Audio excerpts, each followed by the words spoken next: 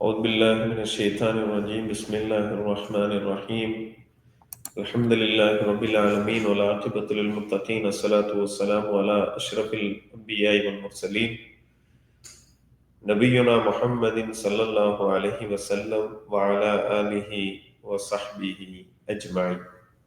அன்பிற்கும் பெருமதிப்பிற்கும் உரிய சகோதர சகோதரிகளே, கருணையாளன் அல்லாஹ்வின் மிக பெரும் கிருபையை கொண்டு திட்டமிடப்பட்ட அடிப்படையில் உள்ள பாடங்களை நாம் படித்து வருகிறோம்.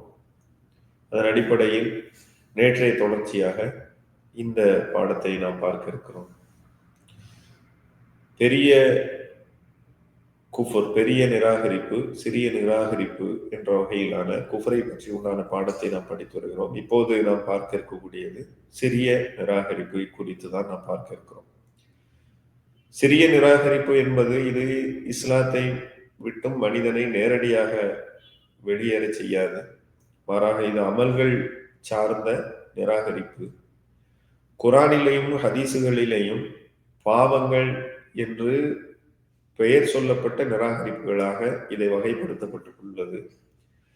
இது பெரிய நிராகரிப்பின் இடத்தை அடையாது. ஆனால் இதனுடைய தொடர்ச்சி ஒரு வேளை என்ன செய்யலாம், பெரிய நிராகரிப்பின் பக்கம் கொண்டு போய் சேர்க்கலாம் என்பதாக அஞ்சப்படுகிறது. குர்ஆன் வசனத்தில் சொல்லப்படுவது போல وَضَرَبَ اللَّهُ مَثَلًا قَرْيَةً كَانَتْ آمِنَةً مُطْمَئِنَّةً يَأْتِيهَا رِزْقُهَا رَغَدًا مِنْ كُلِّ مَكَانٍ فَكَفَرَتْ بِأَنْعُمِ اللَّهِ. இந்த வசனத்தில் எதுவும் சுட்டி காட்டுகிறார். ஒரு உதாரணம், ஒரு ஊரை எல்லாம் தலை இந்த விஷயத்துல ஒரு உதாரணப்படுத்தி காட்டுறோம். தரபல்லாஹும் மசலன் கரியத்தன், ஒரு ஊரை இறைவன் உதாரணமாக சொல்லி காட்டுகிறான். கான் சாமினத்தும் முத்துமையின்னத்தை யத்திஹா ரிசுகுஹா ரகதன் மின் குல்லி மக்கான். அது அச்சமற்றதாக இருந்தது. கான் தாமினத்து முத்துமையின்ன, அதுக்கு எந்த பயமும் இல்லை. அந்த ஊர் பயமில்லாத ஊராக இருந்தது, நிம்மதியான ஊராக இருந்தது. அதற்குரிய அந்த ஊர்க்காரர்களுடைய உணவுகள் வகைகள் எல்லாம் பல திசைகளில் இருந்தும் தாராளமாக வந்துகிட்டு இருந்துச்சு. ஆனால் அல்லாஹ் குர்ஆன்ல சூரத்து நஹ்ல்ல சுட்டி காட்டக்கூடியதுதான். என்றாலும் அந்த ஊர் மக்கள் என்ன செஞ்சாங்க அப்படின்னு சொன்னா, அல்லாஹ்வினுடைய நியாமத்துக்களை பற்றி உண்டான விஷயங்களில் மறுக்கக்கூடியவர்களாக இருந்தார்கள். நன்றி செலுத்த செய்யல, உங்களுக்கு மாறு செய்யக்கூடியவர்களாக இருந்தார்கள் என்பதாக குர்ஆன் இந்த விஷயத்தை சுட்டிக்காட்டு. அப்போ நியாமத்துக்களை மறுப்பது என்பது, அருட்கொடைகளை நிராகரிப்பது என்பது குஃப்ரியத்தினுடைய ஒரு தன்மையாக இஸ்லாத்தில் பார்க்கப்படுகிறது. நபி ஸல்லல்லாஹு அலைஹி வஸல்லம் சொன்னாங்க, கௌலுன் நபி ஸல்லல்லாஹு அலைஹி வஸல்லம் சபாபுல் முஸ்லிம், ஒரு முஸ்லிமை திட்டுவது என்பது பாவமாக இருக்கிறது. அவனை கொலை செய்வது குஃப்ரியத்தாக இருக்கிறது. ரசூல் ஸல்லல்லாஹு அலைஹி வஸல்லம் ஹதீஸ்கள்ல பல இடங்கள்ல ஒவ்வொரு இடங்கள்லையும் ஒவ்வொரு விஷயங்களை சுட்டி காட்டுறாங்க. ஒரு முஸ்லிமை கொலை செய்வது, திட்டுவது பாவம், அதே நேரத்தில் அவனை கொலை செய்யறது குஃப்ரியத் அப்படிங்கிறதுனால இதை குஃப்ரனுடைய வகையாக ரசூல் ஸல்லல்லாஹு அலைஹி வஸல்லம் சொல்லக்கூடிய ஹதீஸ் புகாரில பதிவு செய்யப்பட்டிருக்கு. இன்னொரு இடத்துல ரசூல் ஸல்லல்லாஹு அலைஹி வஸல்லம் சொன்னாங்க, லா தர்ஜவு பஅதி குஃபாரன், நீங்க எனக்கு பிறகு நீங்க என்ன செய்யக்கூடாது, குஃப்ருக்கு நீங்க மீண்டும் திரும்பி விடாதீர்கள். எதிரிபு பாதுக்கும் ரிகாபு பாப், நீங்கள் எனக்கு பிறகு மீண்டும் அதே மாதிரி என்ன செஞ்சிட வேண்டாம், ஒருவர் சண்டை போட்டுக்கிட்டு அடிச்சுக்கிட்டு நிராகரிப்பாளர்களா நீங்க ஆகி விடாதீர்கள் என்பதாக ரசூல் ஸல்லல்லாஹு அலைஹி வஸல்லம் சுட்டி காட்டக்கூடிய வேற ஒரு ஹதீஸும் இருக்குது. கால ஸல்லல்லாஹு அலைஹி வஸல்லம் இன்னொரு இடத்துல மன் ஹலஃப பிகைரில்லாஹி ஃபக்கத் கஃபரா வ அஷ்ரக, யார் ஒருவர் அல்லாஹ்வை அல்லாதவர் மீது சத்தியம் செய்வாரோ அவர் நிராகரித்து விட்டார் அல்லது ஷிர்க் செய்து விட்டார் என்பதாக ரசூல் ஸல்லல்லாஹு அலைஹி வஸல்லம் வேற ஒரு ஹதீஸ்ல குஃப்ரியத்தினுடைய தன்மைகளை குறித்து சொல்றாங்க. பாவங்களை செய்தவனையும் அல்லாஹ் தஆலா சில இடங்கள்ல மூமின் அப்படின்னே சொல்றான். யா அய்யுஹல்லதீன ஆமனூ குத்திப அலைக்குமுல் கிஸாஸு ஃபில் கத்லா, கொலை செய்ததற்காக வேண்டி உங்கள் மீது பழி தீர்ப்பது உங்கள் மீது விதியாக்கப்பட்டிருக்கிறது. அப்போ ஒருத்தர் கொலை செஞ்சிட்டாரு அப்படிங்கிறதுனால அவர் குஃபுர்ல இருக்காரு அப்படிங்கிற மாதிரி அர்த்தம் அப்படின்னு மட்டுமே இல்லை. அவரு ஈமான்ல தான் இருக்கிறாரு.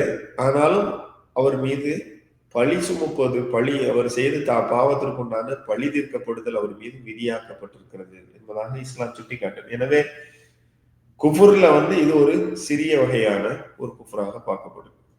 சூரத்துல் பக்கரால 178வது வசனம் இதை சுட்டிக்காட்டுது. அடுத்ததாக فَمَنْ عُفِيَ لَهُ مِنْ أَخِيهِ شَيْءٌ فَاتِّبَاعٌ بِالْمَعْرُوفِ وَأَدَاءٌ إِلَيْهِ بِإِحْسَانٍ. கொலை செய்த ஒரு மனிதனுக்கு அவன் முஸ்லிம் சகோதரனாகிய கொலையுண்டவனின் வாரிசுகளால் ஏதேனும் மன்னிக்கப்படுமானால், மன்னிப்பு ஏற்படுமானால் வழக்கமான முறையை பின்பற்றி இதற்காக நிர்ணயிக்கப்படும் நஷ்டஈட்டை கொலை செய்தவன் பெருந்தன்மையுடனும் நன்றி எழிதலுடனும் செலுத்திவிடல் வேண்டும். அதாவது ஒரு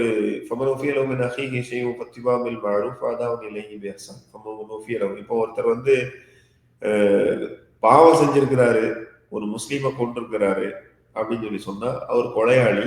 அவருக்கு வந்து ஒண்ணு பழி தீர்க்கப்படணும், இல்லை அப்படின்னு சொல்லி சொன்னா அதுக்குண்டான பணத்தை ஃபிதியா அதுக்குண்டான வந்து இதை என்ன செஞ்சிடணும் அப்படின்னு சொல்லி சொன்னா அவர் வந்து ரிட்டர்ன் பண்ணிடணும். அதாவது அவர் மீது சுமத்தப்பட்ட குற்றச்சாட்டுகளுக்கு அவர் அதனுடைய குற்றம் நிரூபிக்கப்பட்டதின் அடிப்படையில் அவர் மீது ஒன்று பழி தீர்க்கிறதுக்கு உண்டான ஒரு கடமை இருக்கிறது. இல்லை என்று சொன்னால் இரத்த பணம் என்று சொல்லப்படக்கூடிய அந்த பணத்தை திருப்பி செலுத்துவது, தன்னுடைய கொலை செய்தவர்களுடைய வாரிசுகள், கொலை செய்யப்பட்டவர்களுடைய வாரிசுகளிடத்தில் மன்னிப்பின் அடிப்படையிலாக அவருடைய இரத்த பணத்தை திருப்பி கொடுப்பது என்பது ஆகமாக்கப்பட்டிருக்கிறது அப்படின்னு சொல்லிட்டு குர்ஆன் வந்து சுட்டிக்காட்டு. அப்போ அந்த அடிப்படையில சகோதரத்துவம் அப்படிங்கிறதுல எந்தவித சந்தேகமும் இல்லை.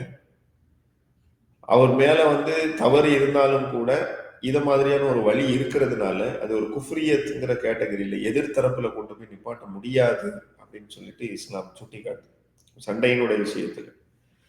அப்போ அதனால அது நிராகரிப்பு அப்படிங்கிற கேட்டகரியில நம்ம கொண்டு போயிட முடியும். தாயிஃபத்தானி மினல் முஃமினீன கத்தலூ ஃபஅஸ்லிஹு பைனஹுமா சூரத்துல் குஜராத்ல நம்ம சுட்டிக்காட்டுறோம்.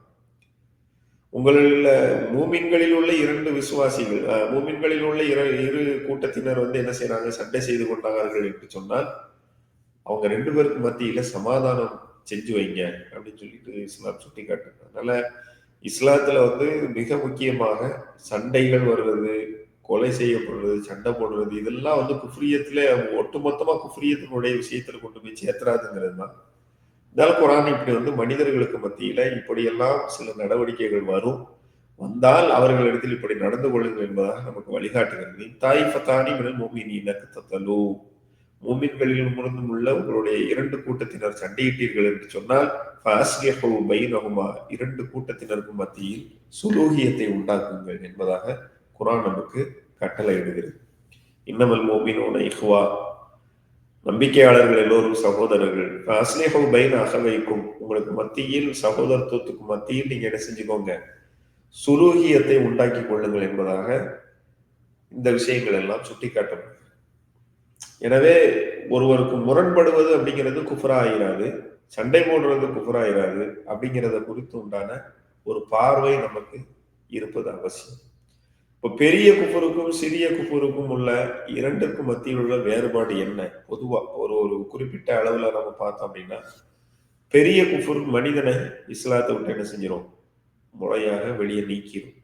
அவனுடைய பாவங்கள் எல்லாம், அமல்கள் எல்லாம் வீணாயிரும் பாவத்தின் காரணமாக. சிறிய குஃபுர் அப்படிங்கிறது இஸ்லாத்தை விட்டு முறை செய்யாது, வெளியாகாது.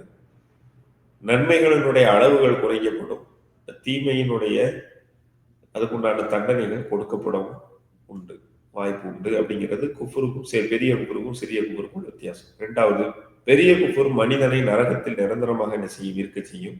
சிறிய குஃபுர் மனிதனை நரகத்தில் நிரந்தரமாக இருக்க செய்யாது. சிறிய குஃபுரில் ஈடுபடக்கூடியவன் பாவ மன்னிப்பு செய்தால் இறைவன் மன்னிக்கிறான், நரகத்தில் நுழையாமல் அவனை இறைவன் என்ன செய்யறான், பாதுகாக்கவும் செய்யறான். அதுக்குண்டான வழிகளையும் சுட்டி காட்டுறான்.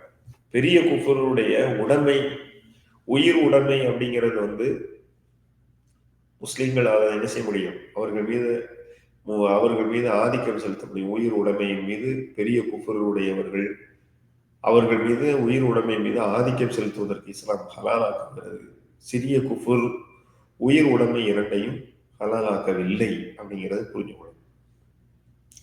4, பெரிய குஃபரில் ஈடுபடுபவனுக்கும் மூமின்களுக்கும் மத்தியில் பெரும் பகைமை ஏற்படுகிறது. அது உண்மை. அவனை அன்பு கொள்வதும் அவனை தலைவனாக ஏற்றுக்கொள்வதும் மூமின்களுக்கு ஆகமானதாக இல்லை. அவன் மீது ஈமான் கொண்டது போல அன்பு கொள்வது அப்படிங்கிறது கூடாது.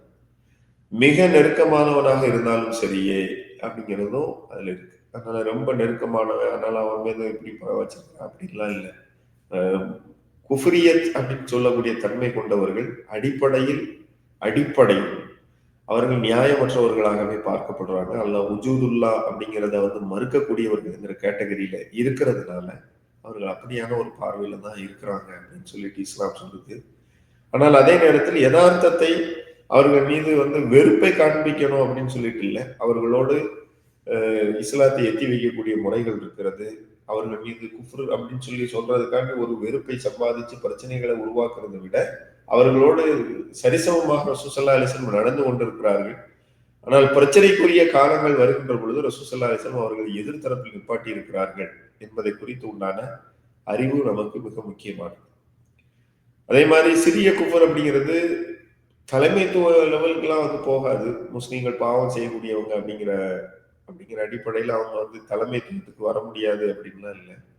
தலைமைத்துவத்தை ஏற்றுக்கொண்டிருந்தாலும் கூட அவர்கள் சிறிய குஃபுர் அப்படின்னு சொல்லக்கூடிய கேட்டகரியில் இருந்தாங்க அப்படின்னு சொல்லி சொன்னா அவங்க அவங்களுடைய ஈமான் அப்படிங்கிறத வச்சு நாம் என்ன செய்யலாம், கண்ணியம் கொடுக்கலாம் அப்படின்னு சொல்லிட்டு இருக்குது. தலைமைத்துவமும் அவர்கள் ஏற்பதற்கு உண்டான வாய்ப்புகள் இருக்கு. ஆனால் பாவத்திற்கு தகுந்த கோபமும் பகைமையும் கொள்ளப்படுதல் முஸ்லிம் சமூகத்தில் அது அவசியமாக இருக்கிறது. ஒரு மனிதன் வெளிப்படையாக தவறு செய்கிறான் என்று சொன்னால் அதை தடுக்க வேண்டிய கடமையும் பொறுப்பும் சக மனிதனுக்கு இருக்கிறது, சக மூமின்களுக்கு இருக்கிறது. என்ற அடிப்படையில் தலைமை பொறுப்புக்கு போன முஸ்லிம்களாக இருந்தாலும் சரி, அவர்கள் தவறு செய்கிறார்கள் என்று சொன்னால் சுட்டிக்காட்ட வேண்டியது சக முஸ்லிம்களுடைய கட்டாய கடமை என்பதைத்தான் நாம் இங்கு சுட்டிக்காட்ட கடமைப்பட்டிருக்கிறோம். எனவே பெரிய குஃபுர் சிறிய குஃபுர் என்பது மிகுந்த வித்தியாசம் உடையது. மூமின்களில் இருக்கக்கூடியவர்கள் நியாமத்துக்களையோ அல்லது சக சகோதரனையோ கொள்வது கூட சிறிய குஃபுருக்குண்டான விஷயமாக கருதப்படுகிறது. அது ஒருவேளை முட்டி அதிகமாகி விட்டது என்று சொன்னால் அது பெரிய குஃபுரில் தான் கொண்டு போய் நிப்பாட்டும். அதுக்குண்டான வழிகள் தான் அது. அதிலிருந்து பாவங்களை தேடிக்கொள்வதை விட அதிலிருந்து பாதுகாப்பை இறைவனிடத்தில் தேண்டிக் கொள்வதும் அதை தெளிவாக புரிந்து கொள்வதும் அவசியம் என்ற அடிப்படையில் தான் இந்த பாடம் உங்களுக்கு முன்னால் வைக்கப்படுகிறது. ஆஹிர் தாவானா அல்ஹம்துலில்லாஹி ரப்பில் ஆலமீன். அஸ்ஸலாமு அலைக்கும் வரஹ்மத்துல்லாஹி வபரகாத்துஹு.